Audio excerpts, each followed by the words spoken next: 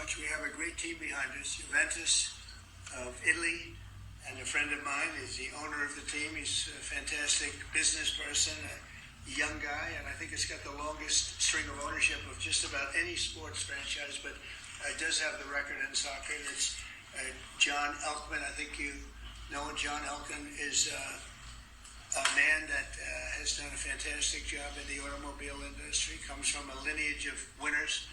And you have Johnny Infantino, as you know, and he's going to have the World Cup here. We have a game tonight. The game is, where is it, over in D.C., the stadium? Yeah, Holyfield. And it's totally sold out, I hope. Oh, of course, yeah. Okay, good. Well, and you have two great American players on this team. And would you just, where are you by American players? Yeah. Fantastic, so good luck. Thank you. I hope you're going to be the two best players on the field. Well, I just thought you might want to ask questions, anything about the World Cup or the game tonight, but anything about the World Cup would be great, and Johnny's right here. So, anybody have any questions? And I hope you like the, well, I'm a little, he's a friend of mine. It's hard to go against him, to be honest with you. But they have a good team. Who are you playing tonight? We're playing against the Emirati team. Oh, that's good. Yeah. Strong. Well, they spend a lot of money, right? They spend a lot of money, yeah. It's probably, is it a strong team, good team tonight? Yeah, All teams are good. It's the best teams in the world who are here in America. Right, Johnny, you think? Best teams in the world are here. That's what. Well, we raised the American flag for you guys today. Well, It's it's quite a historic day. Looks nice out there, doesn't it? Beautiful. Even you agree, right? I think so. Do you agree? No. Most of you agree. So, do you have any questions, please? Do you know the latest on the evacuations out of Israel, Mr. President? Have No. you been updated on that? No, we're having a meeting in an hour. We have a meeting downstairs in 1 hour. Yeah. Mr. President, on Iran, if regime change does happen there, if the regime falls, do you have a plan for what you think would happen? I have a plan for everything, but we'll see what happens. Got a ways to go. They should have made the deal. I had a great deal for them. They should have made that deal. 60 days we talked about it, and in the end they decided not to do it, and now they wish they did it. And they want to meet, but it's a little late to meet, but they want to meet, and they want to come to the White House. They'll even come to the White House. So we'll see. I may do that, but it's a shame it could have been done the easy way. Do you think the regime there could fall? Sure, anything could happen, right? Like that? Sure, that could happen. Yeah, Mr. please. President, the Senate Judiciary Committee is holding a hearing on who exactly was running the White House under Joe Biden. Who do you think that was? I think the auto pen ran the White House. We have an auto pen president before me. I think it's one of the greatest scandals in the history of this country, one of the biggest scandals. He wasn't making a decision. He was never for open borders where people came in from all over the world, from prisons and gangs and drug dealers, and all of that, the mentally insane. He was never for that. He was never for open borders, and he was never for, if you think, he was never for transgender for everybody, or men playing in women's sports. He was never for that. Have you ever had women? Could a woman make your team, fellas? Tell me. You think? You're being nice. What do you think? Think a woman could make the team? General managers, what do you think? Difficult. You don't say it. Close. We have a very good women's team now. You do have, right? But they should be playing with women, right? It's one of those things. One of those things. See, they're very diplomatic. As you're making your decision on Iran, obviously there's been a change from when you were pursuing a diplomatic negotiation. Yeah. Now you seem very open to the idea of potentially taking U.S. action. Obviously, you're not going to tell us that. Can you walk us through what contributed to that change, how you got to where you are in making your decision now? Well, I think it started the first night. That first night was devastating. And it really knocked the one side off, as you know. Devastating evening, day. And it's pretty much proceeded that way. I have a meeting in the war room in a little while. Situation room, as some people call it. So we're going to meet. We're going to see. We're in the midst of it. It's a terrible thing. I hate to see it. I hate to see all that death. So much death and destruction. But death primarily is what I hate to see. Does that mean you haven't made a decision yet on what to do? I have ideas as to what to do, but I haven't made a final. I like to make the final decision 1 second before it's due, you know, because things change. I mean, especially with war, things change with war. It can go from one extreme to the other. War is very bad. There was no reason for this to be a war. There was no reason for Russia, Ukraine. A lot of wars there was no reason for. You look right up there, I don't know, see the Declaration of Independence, and I say, I wonder if you know, the Civil War always seemed to me maybe that could have been solved without losing 600,000 plus people. So a lot of, it's very sad to see. It's very sad to see what's happening. But with that being said, I would say right now, Israel, from the standpoint of winning a war, is doing pretty well. Yeah, please. Mr. President, in your meeting today with the Chief of Staff of the Pakistani Army, did you talk about Iran? Did that come up? Is there Yeah. anything you can share from that Yeah, meeting? well, they know Iran very well, better than most, and they're not happy about anything. It's not that they're bad with Israel; they know them both actually, but they probably, maybe they know Iran better. But they see what's going on, and he agreed with me. Reason I had him here, I wanted to thank him for not going into the war, just ending the war, and I want to thank, as you know.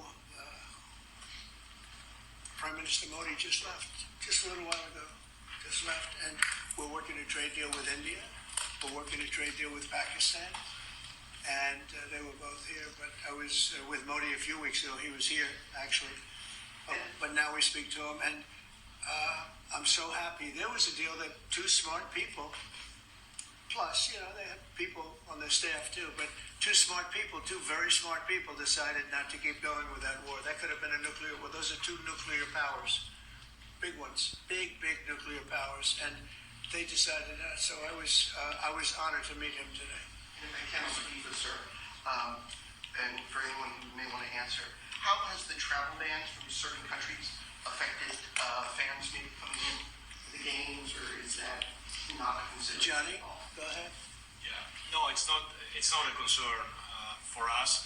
For the games now in the Club World Cup, everything has been done in a very smooth way. We have an excellent collaboration, of course, with the president, but with the task force in particular.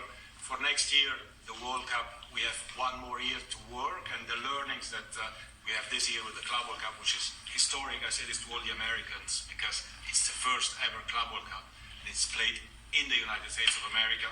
So the learnings we'll have for this will apply them next year. And they're largely sold out, so But I don't know. everything is I don't think he's too worried about the travel ban.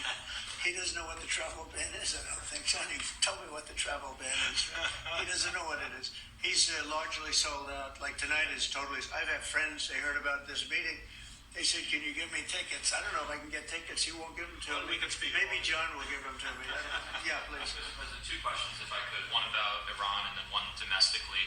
With Iran, what's your message to Americans, both here and abroad, who are not only concerned about the U.S. potentially getting involved in another conflict in the Middle East, but worry about the potential for retaliation here at home? Yeah. Well, I don't want to get involved either, but I've been saying for 20 years, maybe longer, that Iran cannot have a nuclear weapon. I've been saying it for a long time. And I think they were a few weeks away from having one. And they had to sign a document. I think they wish they signed it now. It was a fair deal. And now it's a harder thing to sign, It's a lot of water over the dam. But, it's very, I say it very simply. Iran can't have a nuclear weapon. Too much devastation. And they'd use it. I believe they'd use it. Others won't use it. But I believe they'd use it. So that's it. It's very simple as far as I'm concerned. They can't have a nuclear weapon. And then domestically, Missouri Senator Josh Hawley came out this week as the lead sponsor of a bill to raise the federal minimum wage to $15 an hour. It stands out because he's a Republican. There's still 20 states that have it at $7.25. Do you support the legislation or the idea? Well, I haven't seen it. I'd have to speak to Josh. He's a very good friend of mine. That's interesting that Josh did that. We have to think about that one. Some people agree with it. Some people don't. Some people say it really turns away business. Restaurants close. A lot of things happen. Other people agree. I'd have to speak to Josh. He's a good guy. Mr. President, for the Iran, the possibility of an Iran deal, is the destruction or the dismantling of the Fordow nuclear enrichment center, is that a prerequisite for a deal? Is that a red line for you? No, it's just something that people talk about having. We're the only ones that have the capability to do it, but that doesn't mean I'm going to do it at all. You know, we have the best military equipment in the world. You see that with this fight. We have planes that are undetectable, flying around like, you know, nobody's able to see them stealth. You guys want to be stealthy tonight. You know, you can be stealth and never lose, right? But these are incredible planes and weapons. We have the best weapons in the world by far. Nobody close. And I mean, certain countries take advantage of that. Israel has incredible weaponry.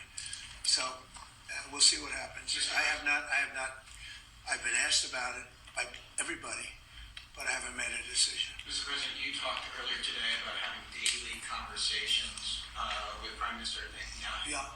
How have those conversations weighed on you in terms of getting more involved? He's been lobbying for the U.S. to get more involved. Has that had an impact in kind of your evolution, sir? Look, we talk, and I'd like to see everything done. I would have preferred having just an agreement, a strong agreement, you know, verifiable agreement. But it was such a shame. They were so close. You know, Iran was very close to signing what would have been a very good agreement for them. And maybe that could still happen, I guess, you know. They do want to come and see us. They want to see me in the White House. That's a big statement. But it's very late. Is it enough of a statement to hold off getting We're involved? going to see what happens. Look, we're going to see what happens. Ending it as soon as you can would be good. Have you closed the door on meeting with them? No. Okay, so it's still open to them coming here in your Yeah, eyes? I mean, they asked if they could come. We'll see if that happens. It's not that easy for them to come. They can't get out. You know, they're in Iran, and in one case, the guy wanted to come so badly, but he can't get out because there's bombs dropping all over the place. Have you seen the Tucker Carlson, Senator Ted Cruz interview? It seems like this issue on whether or not the United States should strike is kind of dividing a lot of your supporters. No, my supporters are for me. My supporters are America first. They make America great again. My supporters don't want to see Iran have a nuclear weapon. Tucker's a nice guy. He called and apologized the other day because he thought he said things that were a little bit too strong, and I appreciated that. And Ted Cruz is a nice guy. I mean, he's been with me for a long time. I'd say once the race was over, he's been with me ever since, right? But very simple. If they think that it's okay for Iran to have a nuclear weapon, then they should oppose me. But nobody thinks it's okay. People that don't want, I don't want to fight either. I'm not looking to fight. But if it's a choice between fighting and them having a nuclear weapon, you have to do what you have to do. Maybe we won't have to fight. Don't forget, we haven't been fighting.